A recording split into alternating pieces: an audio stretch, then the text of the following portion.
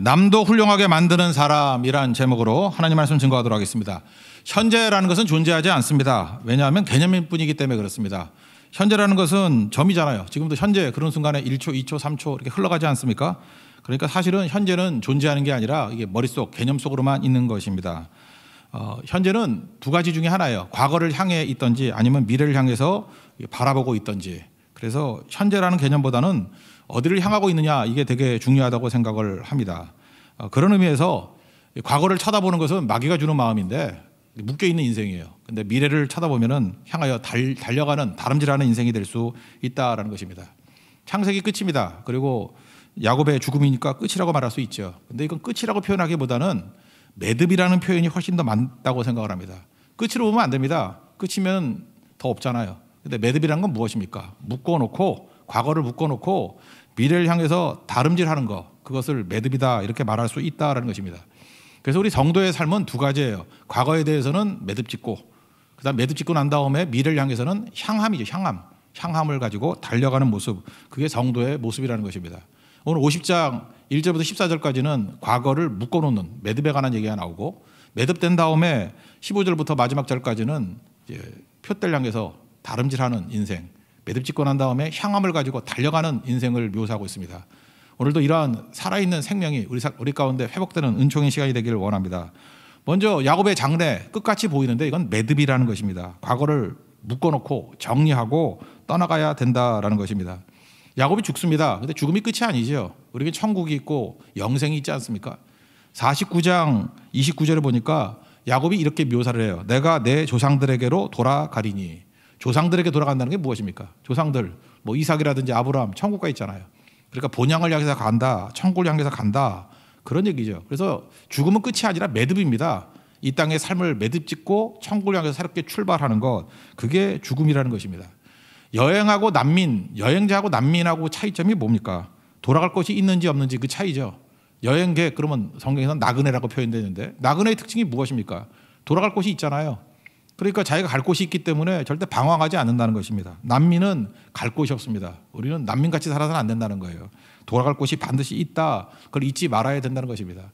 돌아갈 곳이 있다라는 생각을 갖고 있는 사람은 불안도 없고 두려움도 없습니다. 돌아가면 되는 거니까.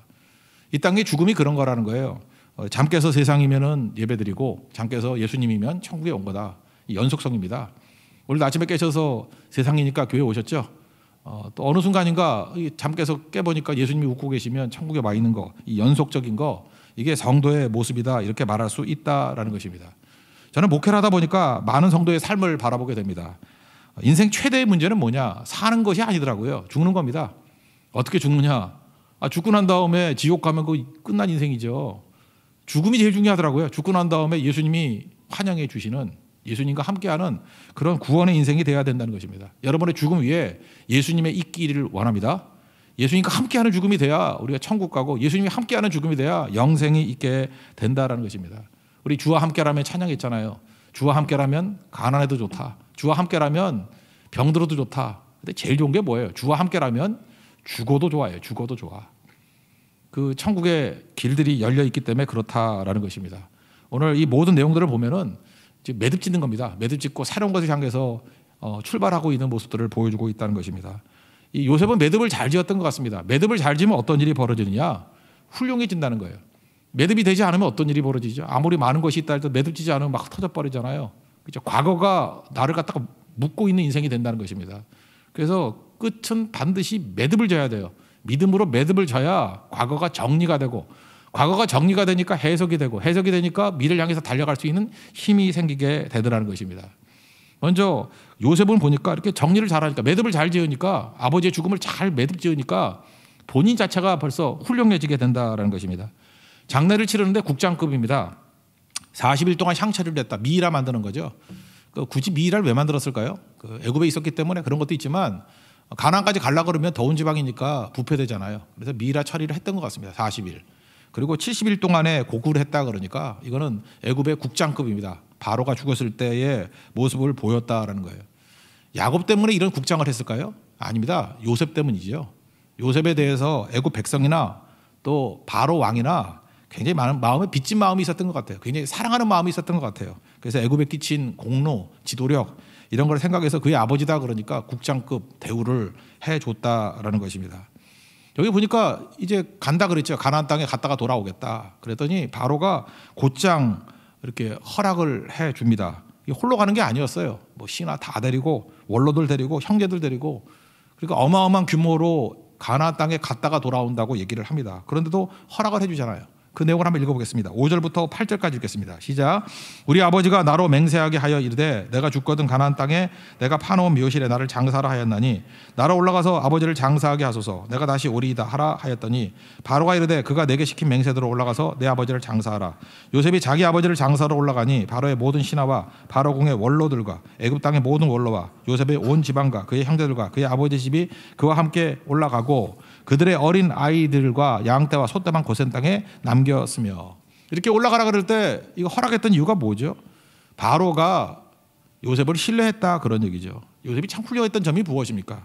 요셉은 정직함이 있었던 것 같아요. 정직함. 특별히 영어 단어로는 요셉에게만 쓰는 단어인데 integrity. 그죠? 이거 굳이 번역하면 투명성이에요. 투명성. 투명한 고기가 있냐 그랬는데 제가 외국 갔다 한번 봤거든요. 이게 뼈가 다 보여요. 보니.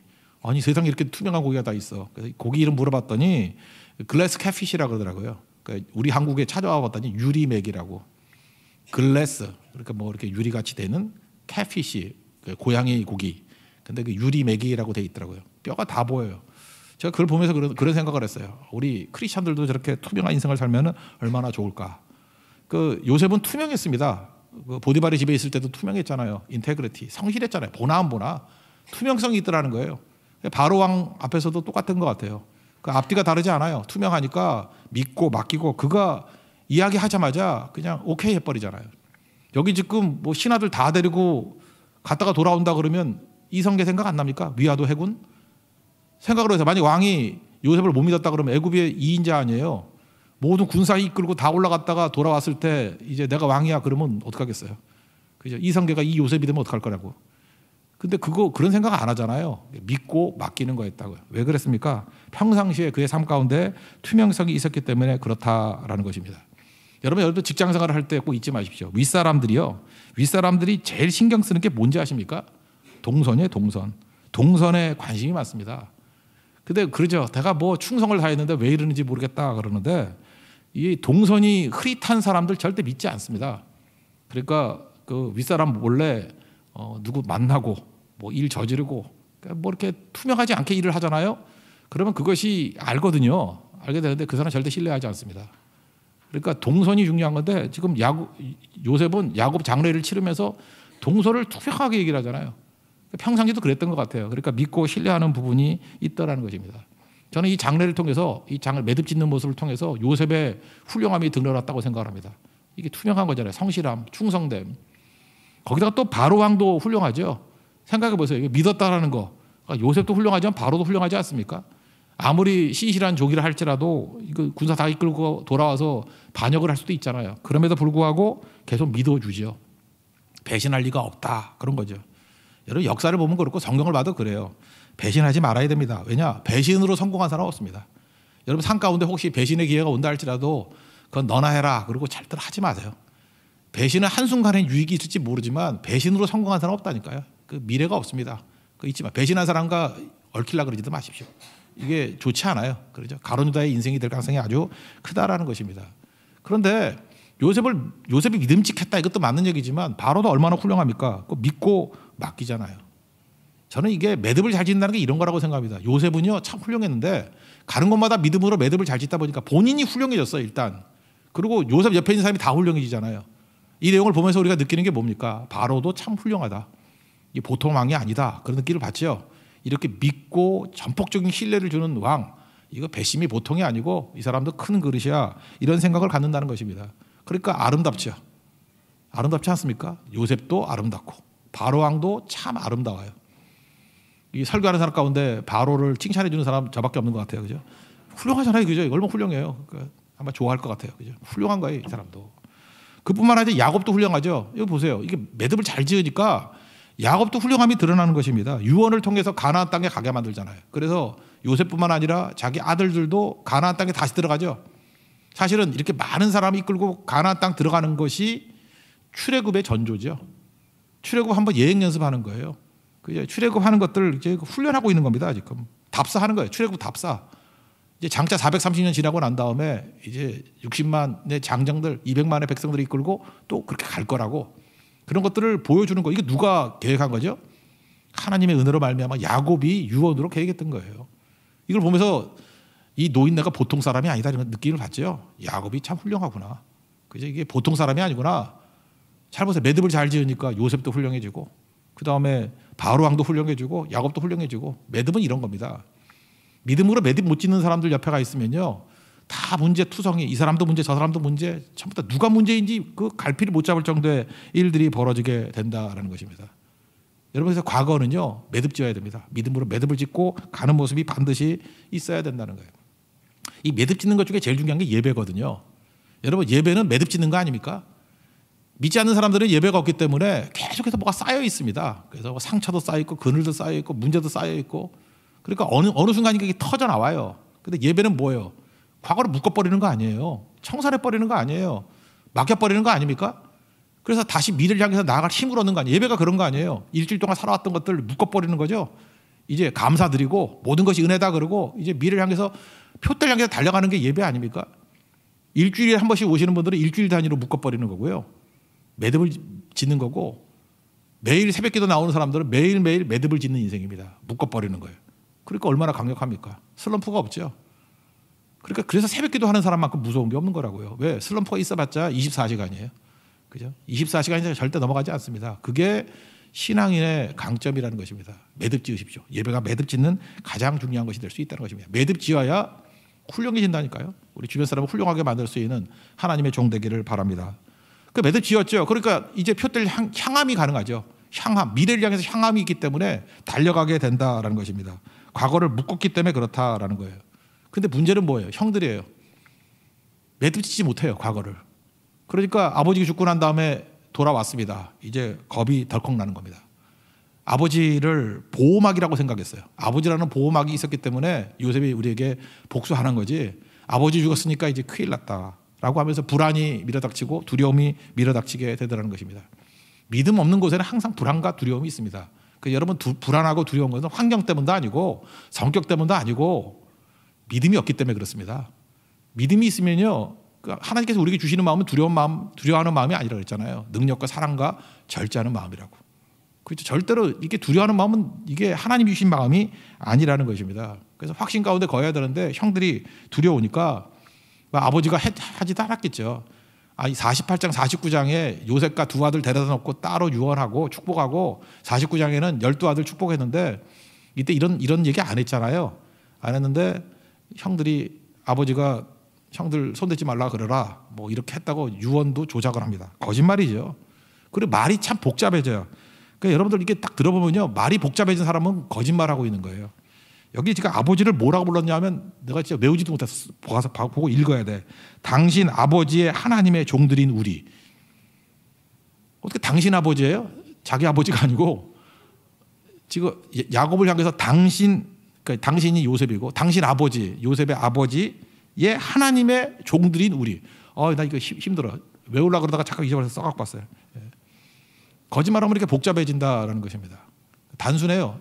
예수님이 그랬잖아요. 맞으면 예 그러고 아니면 아니요 그러라고. 이게 설교하는 사람도 그래요. 슬럼프에 빠질 때가 언제냐면은 자꾸만 이렇게 설교가 복잡해질 때예요. 몰라서 그래요. 확신이 없기 때문에 그래요. 하나님께 기도하고 성령께서 주시는 말씀을 붙들면은 너무 단순해지더라고. 그죠? 뭐 이리저리 중간 회색이 없어요. 그냥 맞는 건 순종하고 아닌 건 신뢰하고 뭐 그런 거예요. 간단하다고. 오늘 그 내용을 한번 읽어보겠습니다. 15절부터 17절까지 읽겠습니다. 시작.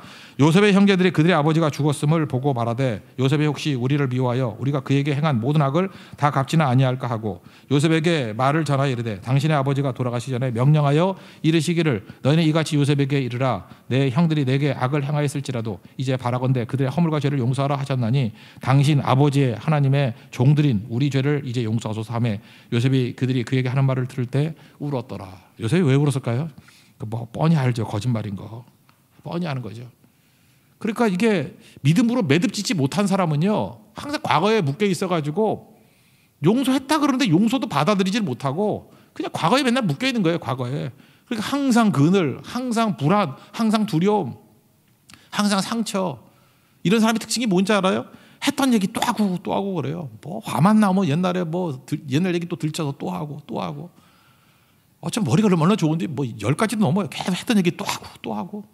그 왜 그런지 알아요? 상처예요, 상처. 그 트라우마라고. 그러면서 자기 정당화해요. 내가 얼마나 힘들면 이럴지 모르겠냐고. 얼마나 힘든 게 아니라 얼마나 믿음이 없으면 그러고 있니? 그게 맞는 거예요. 그죠? 묵지를 못해. 매듭을 못 짓는 거라고. 그러니까 맨날 그냥 원한이 사무차 있는 거죠, 몸에. 그 D.L. 무디 사역할 때도 그랬다 그러잖아. 어떤 젊은이가 왔길래 자기 죄를 졌다고 회개하더래요. 그래서 예수님 이름으로 기도하고 다 예수님이 십자가의 피로 용서해 줬으니까 이제 기쁘게 살라고. 집회를 하는데 매일 찾아왔대죠. 그 다음 날도 오고 그 다음 날도 오고. 4일째인가 D.L. 무디가 화를 벌였잖아요. 예수님이 죄를 잊었다는데 왜 자꾸만 가서 그러냐. 왜 넌 안 잊어버리자고. 진짜 그래. 예수님이 잊어버렸다 그러는데 왜 저놈을 안 잊어버리고 자꾸 와서 시비 걸고 난리예요. 예수님이 어떤 분이에요? 이사야서 보면은 53장 우리의 대속자, 54장 구원자, 리디머, 세이비어. 대속자가 뭐예요? 대신 맞은 거잖아요. 그가 찔리면 우리의 허물 때문이라고. 그가 상하면 우리의 죄악 때문이라고. 우리가 맞을 거 예수님이 다 맞아주시고 찔려주시고 상해 주셨다고요. 근데 뭘 잠깐만 딴소리해. 그리고 요한복음 3장 16절에 분명히 그랬잖아요. 그를 믿으면 멸망하지 않고 영생을 얻는다고. 예수 믿으면 영생 얻으면 믿습니까? 근데 잠깐 딴소리해. 잠깐만. 예수님이 다 이루셨는데 이게 믿음의 믿음. 이게 믿음이 없으니까 자꾸 과거 얘기하고 거짓말하고 뭐 이리 찾고 저리 찾고 그러는 것이 많다는 것입니다. 생각이라고 하는 거는요. 사실은 자아의 자아. 우리 생각으로 사는 존재가 아니라 말씀대로 사는 존재라고. 말씀이 그렇다고 하면 그런 거지 뭐. 그렇게 살아야죠. 예수님이 무리를 걸어오셨습니다. 그랬더니 뭐 유령이다. 뭐 그럴 수 있죠. 놀라고 뭐. 근데 베드로가 믿음이 좋은 거죠. 저도 걷게 해 주세요. 그랬더니 예수님이 오라 그랬어요. 그랬더니 무리를 걷잖아요. 무리를 걷고 있는데 베드로가 무리를 걸었던 이유가 뭘까요? 제가 볼 때 정신이 없어서 걸은 거야. 정신이 없을 때 걸었어요. 근데 정신이 드니까 바람 부네, 뭐 풍랑, 이게 물이네, 뭐 그러잖아요, 그죠? 그때부터 빠져들잖아요. 그러니까 신앙생활을 어떻게 해야 돼요? 정신없게 해야 돼요. 이게 무슨 얘기냐면 맹신하라 그런 얘기가 아니라 평상시에 우리가 예수님을 믿을 만한 분이었잖아요. 예수님과 동행할 만한 분이었잖아요. 그러면 더 이상 생각이 아니라 말씀 붙들고 가는 거예요. 우리가 할 일은 뭐냐? 말씀 따라 두 가지예요. 할 수 있는 건 순종, 할 수 없는 건 신뢰. 그게 신앙생활이에요. 근데 잠깐 맨날 가지고 무슨 생각한다는 사람이 있죠. 뭐 하루만 생각해 보고요. 근데 그래가지고 순종의 길을 가는 사람 거의 못 봤어요. 생각이 아니라니까요. 우리는 맹신이 아니에요. 예수님 믿음직하는 분이라는 걸 여러분 과거의 삶을 통해서 관계를 맺으셔야 돼요. 그리고 그 다음부터 덮어놓고 믿는 거예요. 여러분 아버지 뭐 매일 점검해요? 우리 아버지가 맞나 틀리나? 아버지가 믿었으면 덮어놓고 믿고 가는 거지. 하나님 아버지도 마찬가지고 예수님도 마찬가지 아니에요? 우리 주님이시고 우리의 대속자 되시고 구원자 되시잖아요. 이제 검증 끝났죠? 이제는 믿고 맡기고 덮어놓고 말씀 듣고 나가는 모습이 있어야 된다는 것입니다. 생각한다고 되는 게 제정신이 아니에요. 그죠? 이렇게 정신이 없어야 돼요. 어떻게 보면 내 정신이 없어야 돼요. 예수 정신 갖고 살아야지. 나다 이버 크라이스트. 나는 아니고 예수님. 그죠? 예수님으로 살아야죠. 그래야 사는 거죠. 논리도 아니고요. 이거는 생각도 아니에요. 신뢰. 한편 손 마른 사람이 있었습니다. 손 내밀라 그랬더니 내밀었더니 펴졌어요. 이 사람은요. 생각이 없었기 때문에 펴진 거예요. 이거 생각해서 봐요.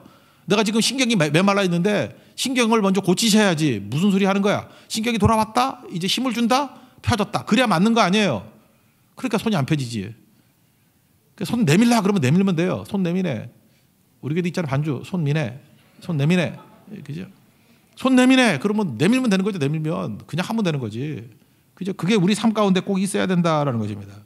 근데 우리는 이게 안 돼요. 이게 왜요? 매듭짓지 않으니까 믿음으로 매듭짓지 않으니까 한 발짝도 미래를 향해서 나아가지 못한다는 것입니다. 과거에 맨날 묶여가지고 아무것도 못하는 일이 벌어지게 된다는 거예요. 요셉이 여기서도 한 건 하죠. 자기가 구원받았듯이 형들에게도 구원이 임하도록 여기서는 선지자의 역할을 해요. 제사장의 역할을 한다. 선포해 주잖아요. 뭐라고 얘기합니까? 두려워하지 마십시오. 내가 하나님을 대신하겠습니까? 그래요. 자, 이게 이 내용에서 참 중요한 게 두 가지가 돼. 구원이란 게 뭐냐? 첫째는 내가 두려워하지 않는 거예요. 불안하지 않고 두려워하지 않고 나의 대속자 대신 예수님을 믿고 나의 구원자 대신 예수님을 믿는 거. 그래서 내가 두려워하지 않는 거지요. 내가 두려워하지 않는 거 1차. 구원이 뭐예요? 두 번째는 남을 두렵게 만드는 게 아니에요. 잘 보세요. 하나님께서 우리에게 돈을 주고 우리에게 힘을 줘요. 권력을 줘요. 그러면 권력 좀 줘놓으면은 꼭 하는 짓이 뭐냐 하면 남 두렵게 만드는 거야. 그러니까 뭐예요? 갑질하는 거지. 나 힘 있어, 돈 있어. 그래서 뭐 내가 한마디 하고 내가 뭐 어떻게 하면 너 잘라버릴 수도 있고, 내가 큰 소리 치면 너 뭐 감옥에 집어넣을 수도 있고, 너 해코지할 수 있고. 어떻게 힘을 주니까 그따위를 써요? 그따위를. 그 구원이 아니죠. 그게. 구원은 뭐예요? 내가 두렵지 않을 뿐만 아니라 남을 두렵지 않게 만드는 거예요. 남을 두렵지 않게 하는 거, 그게 구원이라고. 요셉에게 얼마나 많은 능력이 임하게 되었습니까? 근데 본인도 일단 두려워하지 않아요. 형들 두렵지 않게 만들잖아요. 그게 구원이라고. 구원을 가르쳐 주는 거죠. 내가 하나님을 대신하겠습니까? 우리가 어떤 때는 내가 교만이 뭐예요? 내가 하나님 되는 거 아니에요. 하나님같이 판단하고 하나님같이 내가 벌 준다 그러고, 그죠? 내가 징계한다 그러고, 내가 폭로한다 그러고, 내가 바르게 한다 그러고. 그러니까 문제죠. 그게 구원이 없는 거죠. 구원은 두려워하지 않을 뿐만 아니라 동시에 남을 두렵지 않게 하는 것. 그게 믿음의 매듭입니다. 그래서 형들 하여금 구원이 뭔지를 알려주잖아요. 구원의 자리에 초대하잖아요. 19절과 20절 읽겠습니다. 시작. 요셉이 그들에게 이르되 두려워하지 마소서. 내가 하나님을 대신하리이까.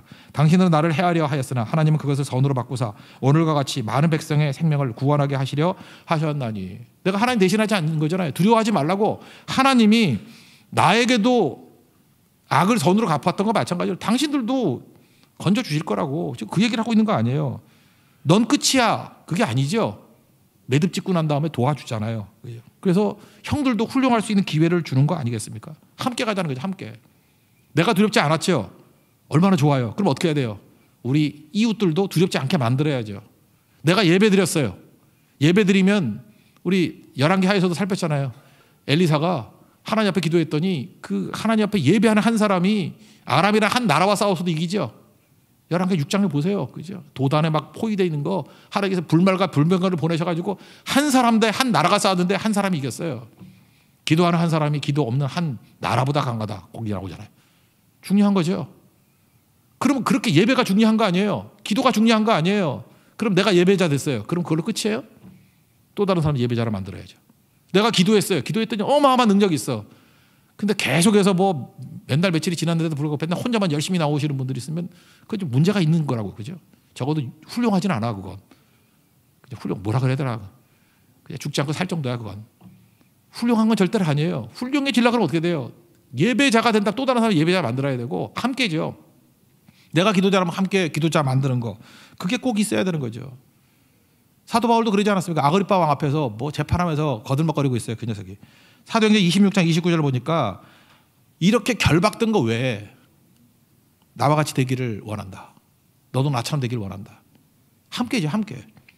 바울의 능력이 뭔지 알아요? 가는 곳마다 다 자기같이 만드는 거야. 내가 좋은 거 같이 하자고. 함께 하자고. 함께 예배하자. 함께 기도하자. 함께 선교하자. 언제나 함께 하자는 거야. 함께. 함께죠.